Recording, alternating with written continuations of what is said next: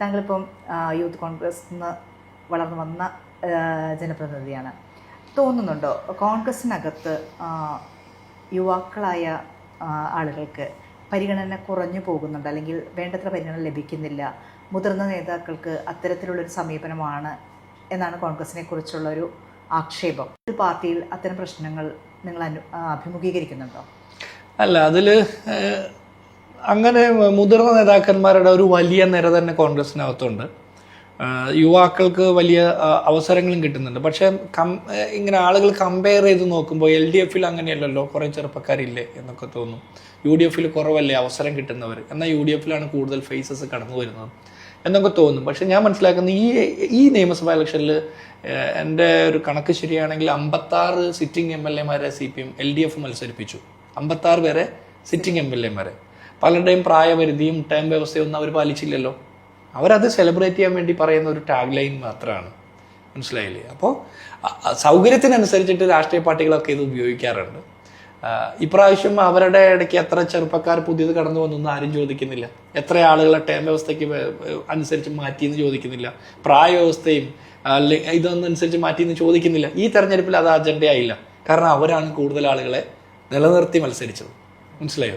ഇത് കോൺഗ്രസിലാണെങ്കിൽ പറയുക, കണ്ട കോൺഗ്രസിൽ മാറുന്നില്ല എന്ന് പറയും, തലമുറ മാറ്റമില്ല എന്ന്. പക്ഷെ അത് ഓരോ സമയത്തും ഗ്രാജുവലായിട്ട് നടക്കുന്നുണ്ട്.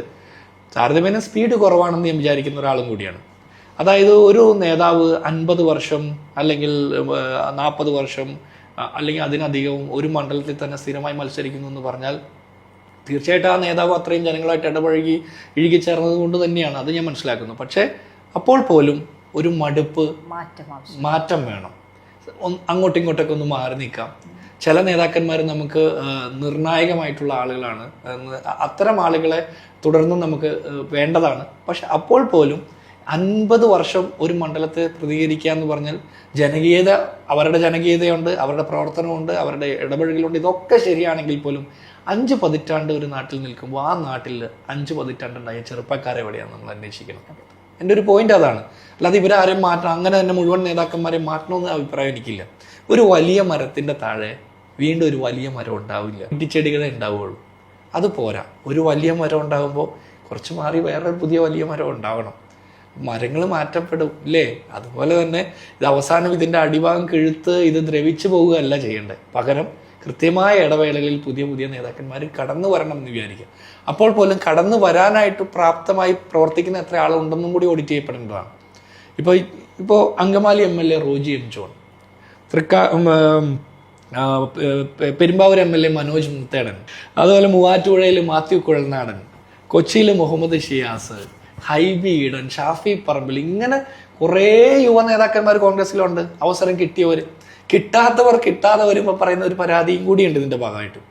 ഇപ്പൊ എനിക്കൊരു അവസരം കിട്ടാതെ വരുമ്പോൾ ഇവിടെ മുഴുവൻ പ്രായമായവരാണെന്ന് പറയുന്നതിൽ അർത്ഥമില്ല. എനിക്ക് കിട്ടിയില്ലെങ്കിലും വേറൊരു ചെറുപ്പക്കാരന് കിട്ടിയോ എന്ന് കൂടി പരിശോധിക്കണം. അപ്പൊ ഞാൻ വിചാരിക്കുന്ന ചെറുപ്പക്കാർ കൃത്യമായ ഇടവേളയിൽ വരുന്നുണ്ട്. വരുന്നവരുടെ എണ്ണം കുറവാണെങ്കിൽ അത് മുതിർന്ന തലമുറയും ആലോചിക്കേണ്ടതാണ്.